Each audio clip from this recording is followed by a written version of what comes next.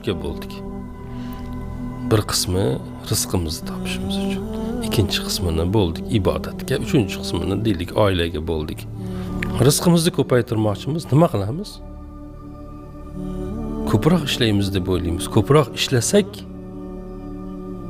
rizqimiz ko'payadi deb o'ylaymiz. Shunaqa deb o'ylaymizmi? Hamma shunaqa deb o'ylaydi, to'g'rimi? U ko'proq ishlash uchun nima qilish kerak? Bir joydan vaqt topish kerak. Boyaga ajratilgan ikki qismni bittasidan kamaytirish kerak. Ibodatlardan kamaytiramiz. Ishlashga vaqt ajratamiz. Bora u qadar yetmay qolaveradi. Yana ko'paytiramiz.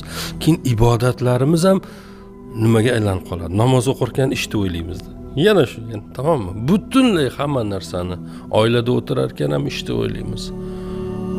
Alloh aytayapti, xotirjam bo'l deyapti. Bir ayolni iffati har narsasi. To'g'rimi? Bir ayol iffatsizlikda ayblansa, dunyodagi har narsada ayblangan bilan barobar.